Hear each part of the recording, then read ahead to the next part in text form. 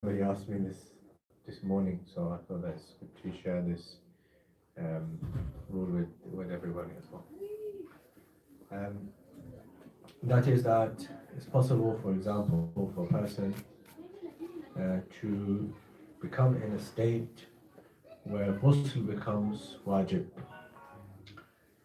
and that's fine. Of course, it can be for any reason. For example, a person is sleeping and they wake up and they realize that ghusl will become wajib on them. Or, for example, a woman is going through her particular days of the month, and those days are completed, and as you know, once the days are completed, then the ghusl becomes wajib. So in both of these scenarios, so this rule applies to both of them, both men and to women. That is that if a person ghusl becomes wajib on them, for whatever, any of those scenarios, ghusl becomes wajib.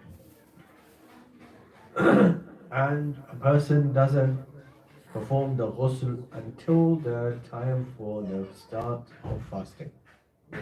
Yesterday we mentioned imsak and so until the time of the start of the fasting.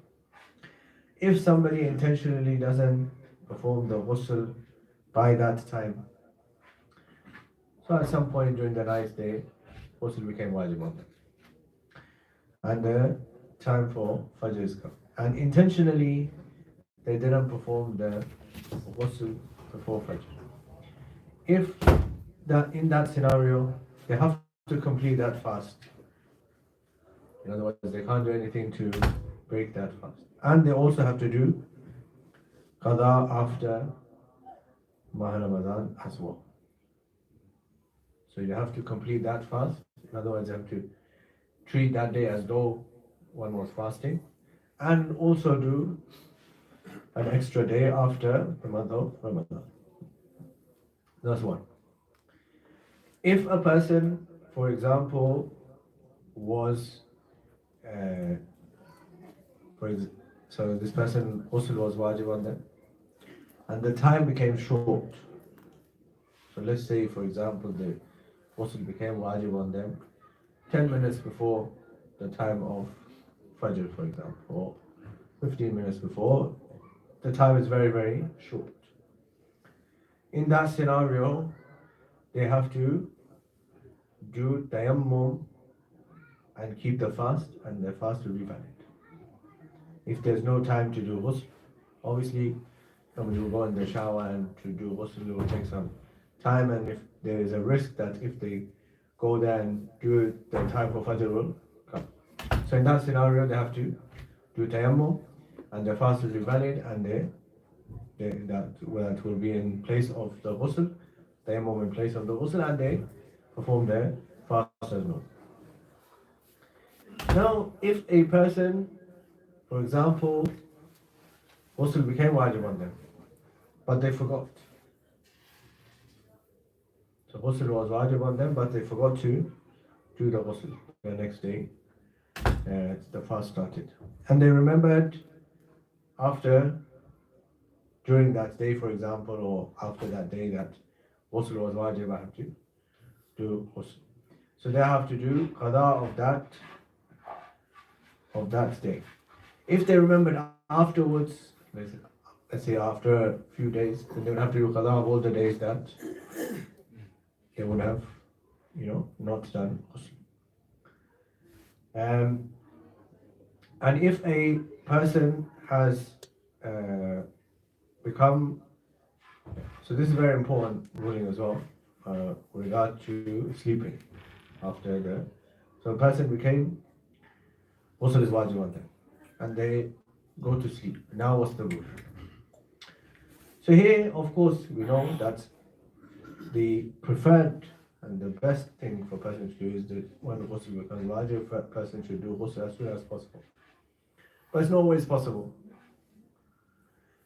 The preferred and the best thing is that as soon as ghusl became wajib, do the ghusl and be done with it. But sometimes it's not always feasible or possible or practical for a person to do ghusl straight away. And this person, for example, thinks that I will sleep and I'll do the ghusl in the morning. In that scenario, what should a person do? So if a person goes to sleep and they have yaqeen that they will wake up before the time for Fajr, then they can sleep. It's fine, no problem. For example, one person who normally, let's say after iftar, they do their iftar and they go home and then they sleep for some time and then they wake up at the time for Sahri. So this person who usually does this and he knows that I will wake up before Fajr, that person, if they sleep, is fine. Now if somebody is certain that they would go to they'll go to sleep and they will wake up because they wake up every single day. In that scenario, it's fine for them to sleep and wake up and do the ghusl. If a person wakes up, so the person sleeps and they didn't wake up. Usually they wake up, but sometimes it happens, person didn't wake up. So in this scenario this is why this first ruling was important. That there's a person who always wakes up every single day. For that person, yes, they only have to do ghusl and their fast is as normal. The person who doesn't wake up, I know myself that if I go to sleep, I will not wake up. Until a few minutes left before Fajr, then I'll wake up. In that scenario, I can't go to sleep before doing ghusl because I know myself. This is why the ruling is left to each and every person, that they know themselves. I know myself that if I sleep, I won't wake up. In that scenario, I have to do ghusl straight away. If I know myself that yes, every day I wake up enough time in the morning before Fajr, do my sahri, and then, so in that scenario, I can sleep, I'll wake up. If, for example, on that day I didn't wake up for whatever reason, then my fast is in order. If in the scenario that I know that I won't wake up and I went to sleep, then I would have to do qada of that day as the fast that I missed. So, also one ruling, just on this ruling, this is all for a person who the ghusl became wajib on them at night. Between iftar and fajr. If a person, for example, you're fasting and you went to sleep in the day and you woke up during the day and ghusl became wajib on you, then your fast, it doesn't affect the fast at all. And a person just does the ghusl and continue their fast as normal. This all applies for a person who became wajib on them between maghrib and subh, between iftar and morning. So before the next fast starting, the person has to do ghusl.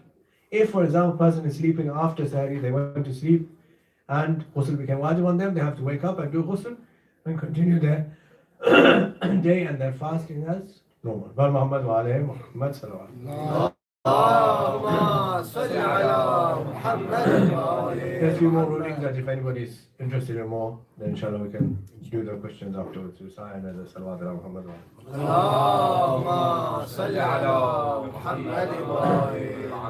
So we reached, alhamdulillah, yesterday onto we ended on verse number 16 of Surah Mubarakah, Furqaan. I mentioned verses 14, 15 and 16 yesterday. And we said that Allah subhanahu wa ta'ala, after talking about the hellfire and the punishment, He now refers to the reward and the jaza and the best place that He's going to give to the muttaqin. And we ended on that yesterday, that not just the muttaqin will have this best place, but also they will have the choice and they will have whatever they want, whatever they desire, whatever they ask for from Allah subhanahu wa ta'ala, they will also have that. So even if, for example, they ask for, I want to have such and such friend to come be with me, or so and so relative to be with me, Allah subhanahu wa ta'ala will accept their request and their ask for for such a person.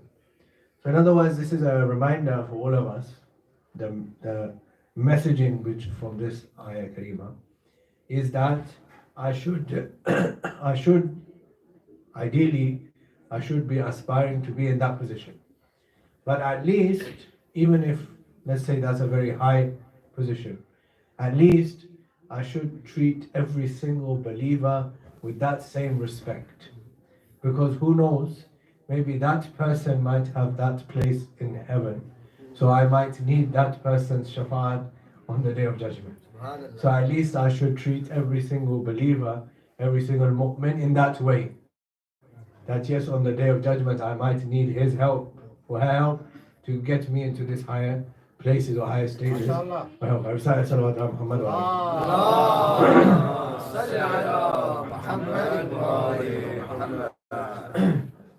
یہاں پر بات کو کل اختتام کیا تھا اور بس چند منٹ انشاءاللہ آج 2-3 آیتیں صرف کرتا ہوں تاکہ وقت کے اندر بات تمام ہو جائے کہ یہاں پر جو ہے وہ متقین کے وعدے اللہ نے جو وعدہ کیا اس کے بعد میں اب بات ہو رہی ہے، یہ بات ساری قیامت کے دن کی، محشر کے دن کی بات چل رہی ہے.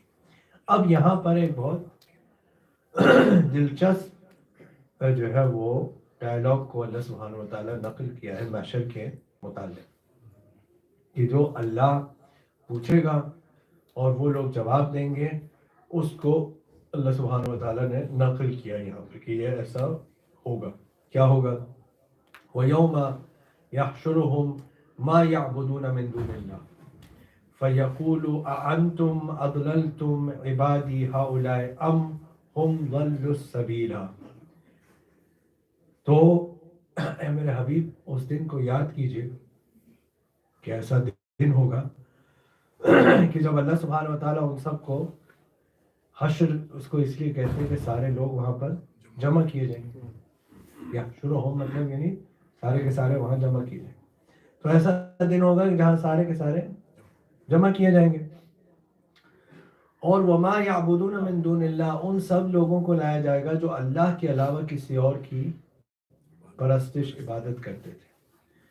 تو یہاں پر رک کر کے درمیان میں صرف ایک جملہ عرض کر دیتا ہوں کہ صرف بات یہاں بتوں کو ماننے والوں کی نہیں ہو رہی ہے. اللہ نے یہ کہا کہ جو بھی اللہ کے علاوہ کسی اور کی عبادت کرتے ہیں، اگر کوئی مال کی عبادت کر رہا ہے، کوئی اقتدار کی عبادت کر رہا ہے، کوئی پوزیشن کی عبادت کر رہا ہے، کوئی تخت اور تاج کی، کوئی طاقت کی، کوئی دولت کی، کسی بھی چیز کی. یہ پہلی والی تقریر میں آپ کی خدمت میں عرض کیا تھا کہ وہ جو بت پتھر کے بنے ہوئے ہیں وہ تو نظر آتے ہیں، اس سے انسان نجات پا سکتے ہیں. جو بت اندر ہیں وہ نظر نہیں آتے، ان سے نجات پانا بہت مشکل ہوتا ہے. اس وجہ سے ان کے متعلق بھی انسان کو آگاہ رہنا چاہیے. اللہ کیا کہہ رہا ہے؟ ارے اللہ کے علاوہ جس کی بھی اطاعت اور عبادت وہ کرتے تھے ان سب کو جمع کیا جائے گا اور ان سے سوال پوچھا جائے گا. کیا سوال ہوگا؟ سوال ہوگا یعنی ان لوگوں سے کہ جو دوسرے لوگوں کو گمراہ کرتے تھے، ان سے سوال ہوگا. کیا سوال ہوگا؟ فَيَقُولُ أَأَنْتُمْ أَضْلَلْتُمْ، کیا تم لوگوں نے میرے بندوں کو گمراہ کیا؟ اللہ ان سے سوال پوچھ رہے ہیں کہ کیا تم لوگوں نے میرے بندوں کو گمراہ کیا، ان کو غلط راستے پہ لگایا، یا وہ خود ہی اس راستے پر، اس غلط راستے کے اوپر چلنے لگے. یعنی تم اس چیز کے ذمہ دار ہو. یہ سوال ہو رہا ہے کہاں پر؟ محشر کے اندر. سوال کرنے والا اللہ ہے جس کو کسی سے سوال کرنے کی ضرورت نہیں ہے، جس کو ہر ایک چیز کے بارے میں علم ہے. بھائی دیکھیے بحث ہو سکتی ہے کہ حضور کو یہ چیز معلوم ہے، امام کو یہ چیز معلوم ہے. اللہ کے اوپر تو کسی کو بحث نہیں ہے نا. اللہ کو تو ہر چیز کا علم ہے. اللہ سوال پوچھ رہا ہے تاکہ یہاں پر حجت کو تمام کیا جائے. یہ نہیں ہے کہ اللہ کو معلوم نہیں ہے. ظاہر بات ہے اللہ کو ہر ایک چیز معلوم ہے، لیکن سوال پوچھا جا رہا ہے حجت کو تمام کرنے تاکہ محشر کے اندر سب لوگوں کے سامنے یہ بات کو واضح کر دیا جائے کہ یہ وہ لوگ کن کی بات ہو رہی ہے؟ وہ لوگ کہ جنہوں نے لوگوں کو غلط راستے پر لگایا. ان سے سوال پوچھا جائے گا کیا تم نے یہ کیا یا وہ لوگ خود سے ہی اس غلط راستے کے اوپر چلے گئے. تو وہ کیا جواب دیں گے؟ قالوا، یہ کون لوگ ہیں؟ وہ لوگ کہ جنہوں نے لوگوں کو غلط راستے پر لگایا. اللہ کہہ رہا ہے وہ کیا کہیں گے، اپنی کیا صفائی دیں گے اس دن؟ قالوا سبحانک ما کان ینبغی لنا ان نتخذ من دونک من اولیاء. وہ کہیں گے کہ اے اللہ تعریف تمہاری ہے، پاک ہے تو کہ ہم کسی کو تمہارے علاوہ اولیاء بناتے. کون کہہ رہا ہے؟ وہ لوگ کہ جنہوں نے دنیا میں لوگوں کو گمراہ کیا، لوگوں کو غلط راستے کے اوپر لگایا.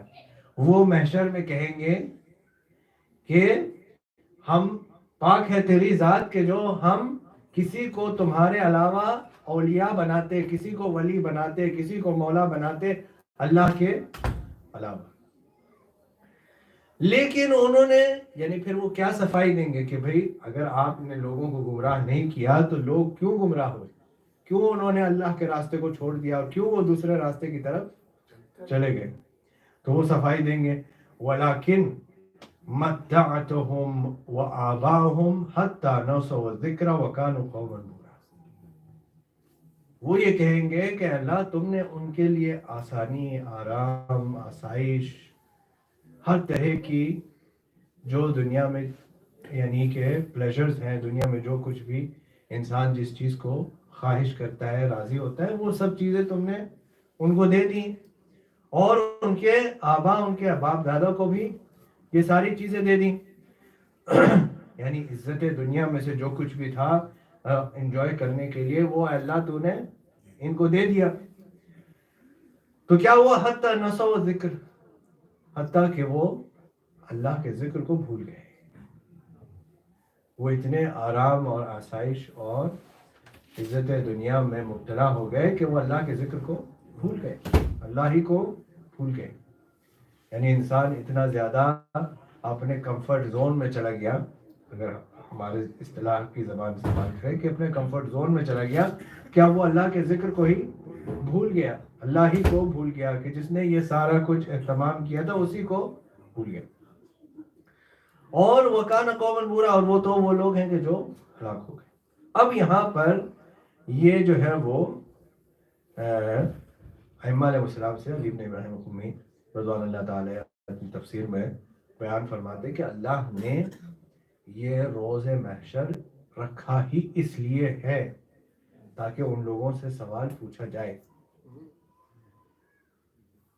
یہ لوگوں سے سوال پوچھے جانے کے لیے یہ دن کو اللہ نے قرار دیا ہے کہ کوئی یہ سمجھتا ہے، مثلا آپ کی خدمت میں بارہا مثال ثواب کی جب بھی مجالس ہوئی ہیں، میں نے آپ کی خدمت میں یہ بات عرض کی ہے کہ انسان کو جو ہے وہ اللہ سبحانہ و تعالیٰ نے یہ دن قرار دیا ہی اس لیے ہے کہ کوئی سمجھتا ہے کہ فلاں کو ہم نے مار دیا، فلاں کا مال لوٹ لیا، فلاں سے یہ حق مار دیا اور اب ہمیں تو کچھ ہوا نہیں تو ہم تو گیٹ اوے ہو گئے اور کچھ ہوگا نہیں. تو اللہ نے کہا کہ نہیں، کوئی اس کے عدالت سے گیٹ اوے نہیں ہو سکتا.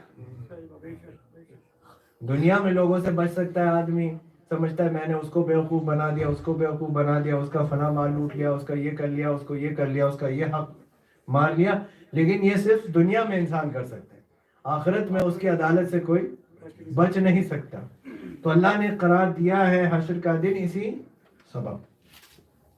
پھر انہوں نے فرمایا کہ نہ صرف یہ کہ وہ لوگ یہ کہیں گے، یعنی وہ لوگ کہ جو لوگوں کو گمراہ کرتے تھے، جنہوں نے دنیا میں فرقے بنائے تھے، دنیا میں لوگوں کو اپنی طرف بلاتے تھے، لوگوں کو اپنی طرف متوجہ کرتے تھے، لوگوں کو جو ہے وہ کہتے تھے میں یہ کہتا ہوں، میں یہ کہتا ہوں، اس طرح کے کرنے والے لوگوں کی بات ہو رہی ہے جو لوگوں کو اپنی طرف بلاتے تھے، اپنے فرقے بناتے تھے. عزیزان محترم، یہاں پر درمیان میں رک کے بات کہہ دوں کہ دراصل تو فرقوں نے تو امام بنائے نہیں، اماموں نے فرقے بنائے ہیں. فرقوں نے تو امام بنائے نہیں، اماموں نے فرقے بنائے ہیں. جبکہ اللہ سبحانہ و تعالیٰ ان کو اماموں کو پکڑے گا کہ بھئی آپ نے فرقے بنائے تھے اور آپ فرقے بنا کر کے لوگوں کو وعدے وعید کرتے تھے، تو آپ جواب دیجئے. تو وہ مکر جائیں گے اور کہیں گے کہ نہیں، ہم تو اللہ کے علاوہ کسی کو اپنا ولی نہیں مانتے، اپنا مولا نہیں مانتے. اللہ سبحانہ و تعالیٰ ان کے صرف کہنے کے اوپر تو نہیں چھوڑ دے گا، ابھی آگے وہ بات آئے گی. لیکن یہ کہ یہاں پر اللہ سبحانہ و تعالیٰ یہ کہے گا کہ وہ لوگ جو ہیں وہ اس وجہ سے اللہ کے ذکر سے جو ہے وہ ہٹ گئے یا اللہ کے ذکر کو بھول گئے، اس لیے کہ وہ دنیا کے آسائش، آرام، کمفرٹ زون میں آ گئے۔ تو یہ ایک انسان کے لیے وارننگ ہے۔ دراصل صرف یہ بات نہیں ہے کہ میں مثلاً یہ کہ مجھے کوئی پریشانی نہیں ہو رہی ہے، مجھے کوئی مسئلہ نہیں ہو رہا ہے، میرا سسٹم جو ہے وہ چل رہا ہے تو اس لیے میں بھول جاؤں، یہی بھول جاؤں کہ یہ کوئی ہے جو اس سسٹم کو چلا رہا ہے، کوئی ہے کہ جس کے قدرت میں یہ ملک ہے، یہ سارے کے سارے طاقت اور قدرت اس کے ہاتھ میں ہے۔ میں بھول جاؤں اس وجہ سے کہ میں اسی آسائش کے اندر، اس آسانی کے اندر، اس کمفرٹ کے اندر جو ہے وہ اپنی زندگی کو سمجھنے لگا کہ یہی میری زندگی ہے۔ دراصل زندگی کا مقصد اور ہدف کچھ اور ہے۔ یہ ایسا نہ ہو، اللہ سبحانہ تعالیٰ بار بار یہ کہتا ہے کہ ایسا نہ ہو کہ یہ دنیا کی آسائش یا دنیا کی آسانی یا دنیا کی خوشیاں تمہیں اس چیز سے بھلا دیں کہ جو تمہارا اصلی ہدف اور مقصد ہے، جو ریزن ہے جس وجہ سے انسان کو بنائے گا۔ مل کے صلوات پڑھے محمد علیہ۔ تو اللہ سبحانہ و تعالیٰ اب ان کو جواب دے گا۔ انہوں نے تو یہ کہہ دیا، انہوں نے تو اپنی صفائی پیش کر دی کہ نہیں ہم تو اللہ کو مولا مانتے ہیں، ہم نے تو کسی کو اپنی طرف نہیں بلایا۔ اللہ ان کو جواب دے گا کہ نہیں، یہ تمہارے صفائی کو قبول نہیں کیا جائے گا، اس صفائی کو قبول نہیں کیا جائے گا، کیونکہ صرف معاملہ یہ نہیں ہے کہ تم نے کسی جو ہے وہ اپنے آپ کو گمراہ کیا یا صحیح راستہ اختیار نہیں کیا، تو پھر تو تمہارا اور اللہ کا معاملہ ہوتا ہے، لیکن تم نے اتنے سارے لوگوں کو غلط راستے کے اوپر لے کے آئے، ان کے ذمہ دار بھی تم ہی کو بنایا جائے گا۔ تو اللہ سبحانہ و تعالیٰ ان کو جواب دے گا۔ کیا جواب دے گا؟ فَقَدْ كَذَّبُوكُمْ بِمَا تَقُولُونَ فَمَا تَسْتَعِينُوا صَرْفًا وَنَصْرًا وَمَنْ يَظْلِمْ مِنْكُمْ نُذِقْهُ عَذَابًا كَبِيرًا۔ تو اللہ سبحانہ و تعالیٰ ان سے کہے گا کہ تم جو کہہ رہے ہو اور جو تم نے کیا ہے اس میں دونوں میں کنٹرڈکشن ہے، جھوٹ کر رہے، جو تم نے کیا تھا اور جو کہہ رہے ہو اس کے اندر مطابقت نہیں پائی جاتی ہے، اور تم جو ہے وہ آج کے دن اپنے عذاب سے نہیں بچ سکو گے، اللہ کے عذاب سے۔ اس بات کے اوپر یہ صفائی جو ہے وہ قابل قبول نہیں ہوگی، اور نہ ہی تمہاری کوئی ولا نصرہ، کوئی تمہاری مدد بھی نہیں کر سکتا۔ لیکن جہاں جہاں بھی، یہاں پہ رک کر یہ بات بھی، اس بات پہ بھی تکرار کر دوں، جہاں جہاں بھی قرآن حکیم نے یہ کہا ہے کہ کسی کو مدد، نصرت، شفاعت نہیں مل سکتی، یہ بات کافروں کی ہو رہی ہے، یعنی وہ لوگ کہ جنہوں نے دنیا میں قبول کیا ہی نہیں، ان کو کوئی نہ مدد مل سکتی ہے نہ شفاعت مل سکتی ہے۔ ہاں جو مومن ہیں وہ ایک دوسرے کی بھی شفاعت کریں گے اور انہیں معصومین علیہ السلام سے بھی مدد ملے گی۔ صلوات پڑھے محمد اللہم صلی علی محمد۔ تو اس اعتبار سے اگر یہ بات دیکھنی ہو تو اس چیز سے، اس آیت سے اور اس سے پورے نتیجے سے، یہ سارے جو آیات میں بات کی گئی ہے اس چیز سے یہ بھی دیکھا جا سکتا ہے کہ اگر ہم یہ دیکھیں کوریلیشن کے اوپر کہ جہاں جہاں پر بھی زندگی آسانی سے، آسائش سے گزر رہی ہے، وہاں وہاں پر لوگوں کے ایمان کمزور ہونے لگتے ہیں، اور جہاں جہاں بھی مشکلات ہوتی ہیں، پریشانی ہوتی ہیں، مصیبتیں ہوتی ہیں، وہاں ان کے ایمان بڑھتے جاتے ہیں۔ اللہ سبحانہ و تعالیٰ نے بتا دیا کہ یہ وہ جو آسانی و آسائش اور ایز میں رہتے ہیں اور ان کی جو ہے کمفرٹ لیول جو ہے ان کا بڑا اچھا ہوتا ہے، تو ان کے ایمان بھی اسی طرح سے کمزور ہونا شروع ہو جاتے ہیں۔ تو اس وجہ سے جو اگر میں کمفرٹ میں رہ رہا ہوں تو مجھے اپنے ایمان کی حفاظت اور زیادہ اس چیز کا خیال رکھنا چاہیے کہ مجھے اپنے ایمان کی حفاظت کرنی ہے۔ ہاں جو مصیبت میں ہے اس کا تو ایمان اللہ سبحانہ و تعالیٰ مضبوط کر ہی رہا ہے، اس مصیبت کے ذریعے سے، اس پریشانی کے ذریعے سے، اس اذیت کے ذریعے سے، اس مظلوم ہونے کے سبب اللہ سبحانہ و تعالیٰ اس کا ایمان مضبوط کر رہا ہے اور اس کا ایمان زیادہ پختہ ہو رہا ہے۔ ہاں جو آسانی میں زندگی گزار رہا ہے اسے یہ چاہیے، اسے ہوشیار رہنا چاہیے کہ میں اپنے ایمان کی حفاظت کے لیے کیا کر رہا ہوں۔ کہیں ایسا تو نہیں ہے کہ اس دنیا کی آسائش، اس دنیا کی آسانی کی وجہ سے میرا ایمان کمزور ہو رہا ہے۔ تو ایسے میں ہر ایک کی ذمہ داری ہے، یعنی یہ ہر ایک کا ذمہ ہے کہ وہ اپنے ایمان کو چیک کرے اور چیک کرتا رہے، اپنے ایمان کو ہر وقت چیک کرتا رہے کہ بھئی میرا ایمان ویسا ہی ہے جیسا کہ ہونا چاہیے، جو تقاضا ایمانی ہے وہ ہے یا نہیں ہے، یا میں دنیا کی کمفرٹ کی وجہ سے، دنیا کی آسانی کی وجہ سے میرا ایمان جو ہے وہ بیک سیٹ پہ چلا گیا ہے، وہ ڈرائیونگ سیٹ پر اب نہیں رہا۔ اس چیز کے اوپر بھی انسان کو ہمیشہ متوجہ رہنا چاہیے۔ مل کے صلوات پڑھیں محمد۔ اور اس چیز کا واضح طور پر بات جو ہے وہ نظر آ رہی ہے کہ جہاں جہاں بھی دنیا کی آسائش بڑھتی جاتی ہے وہاں پر جو ہے وہ اللہ سے دوری، اس کے قانون سے، اس کی فرمانبرداری سے دوری بڑھتی جا رہی ہے۔ وہاں پر ہر طرح کی پریشانی، اذیت، تکلیفیں، جو معاشرے کی خرابیاں وہ پیدا ہو رہی ہیں۔ آپ سوچتے ہیں کہ مثلا ہم یہاں پر رہ رہے ہیں، معاشرے میں ہر روز دن بدن معاشرے میں خرابیاں کیوں پیدا ہو رہی ہیں؟ اس کی وجہ یہ ہمارے کمفرٹ کی وجہ سے ہے۔ اور جہاں پر پریشانی ہے، جہاں پر اذیت ہے، جہاں پر لوگ تکلیف میں ہیں، تو وہاں ان کا ایمان جو ہے وہ اسی سبب سے محفوظ اور بچا ہوا ہے۔ تو اس اعتبار سے ہر ایک شخص کو چاہیے کہ وہ انسان اپنے ایمان کو ہر وقت چیک کرتا ہے۔ بہرحال بات کو چلو یہاں پر روکتے ہی ہے، 20ویں آیت تک الحمدللہ ہماری بات جو ہے وہ پہنچ گئی ہے۔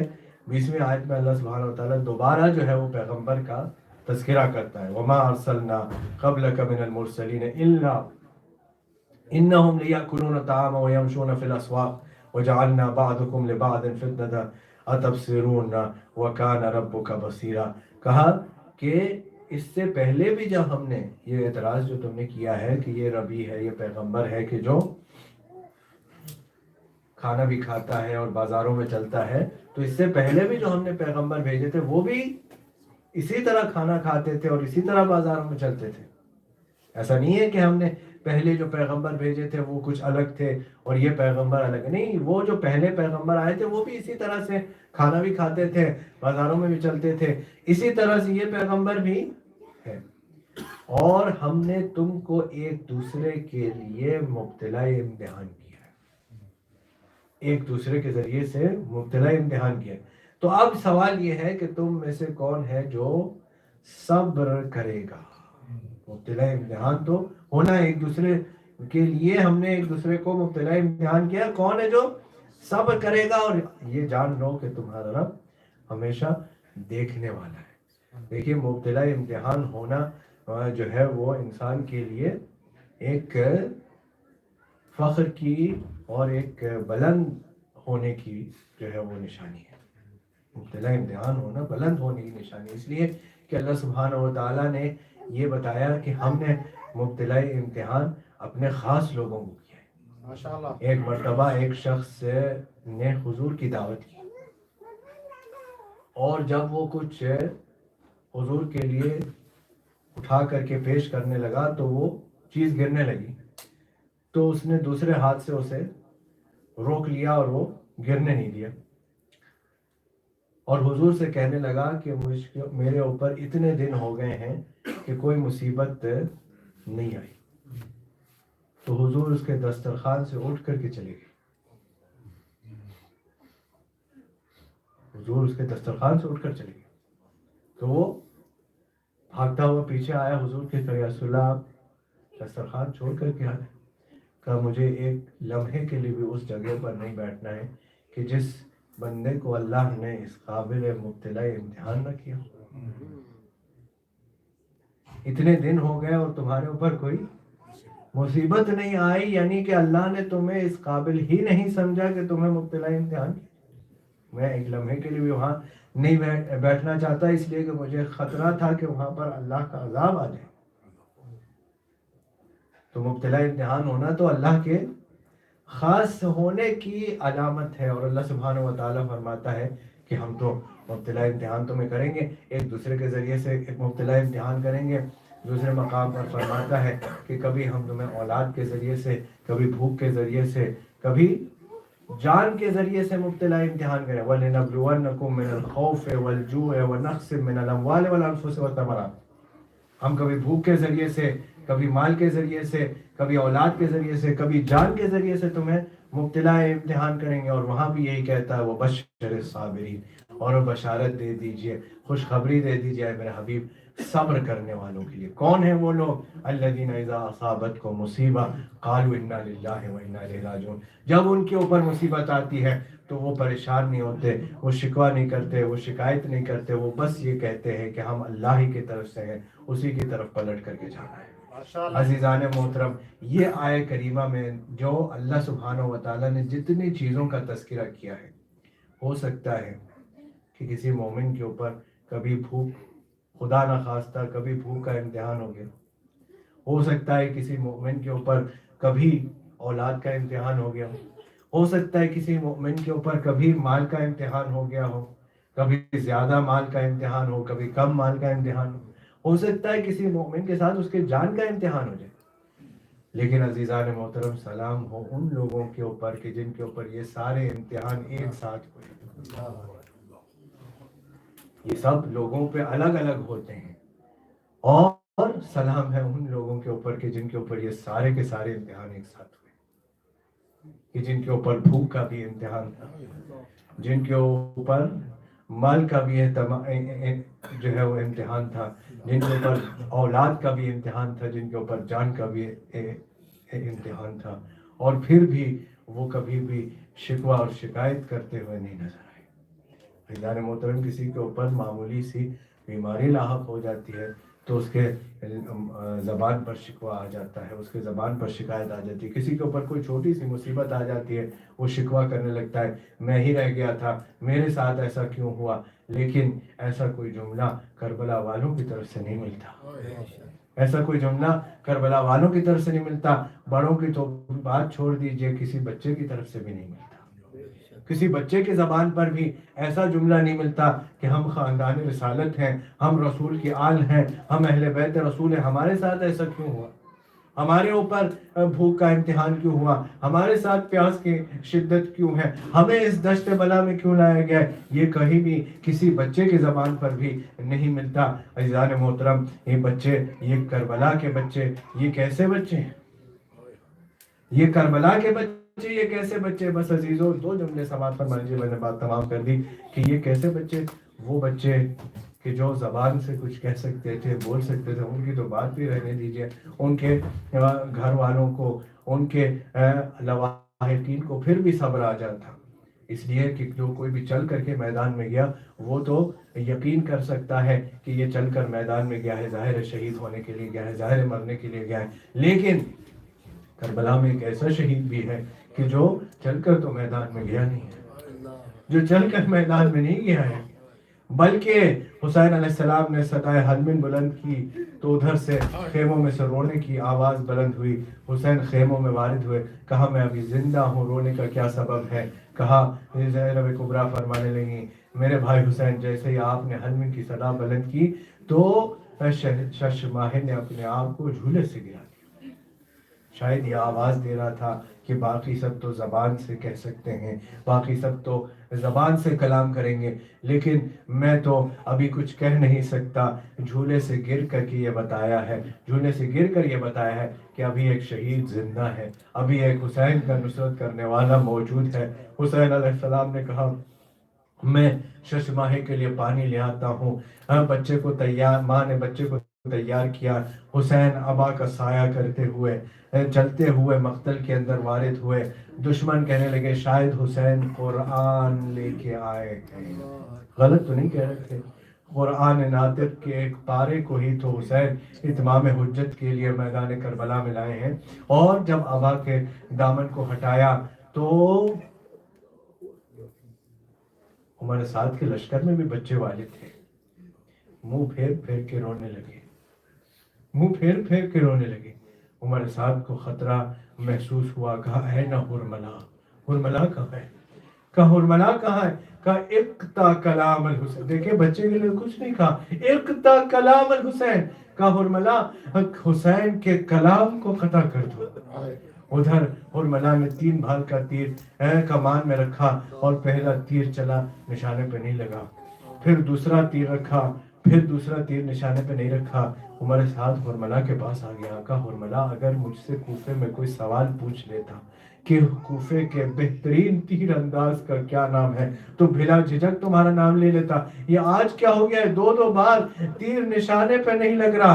ہاں ہرملا کہتا ہے، بس دل تھام کے سننا بچوں والوں، ہرملا کہنے لگا جب میں تیر کمان میں رکھتا ہوں اور چلانا چاہتا ہوں تو خیمے کا پردہ اٹھ جاتا ہے، مجھے یہ خطرہ لاحق ہوتا ہے کہ بچے کی ماں دیکھ. اللہ ولعنۃ اللہ علی القوم الظالمین وسيعلم الذين ظلموا أي منقلب ينقلبون الله وإنا إليه راجعون.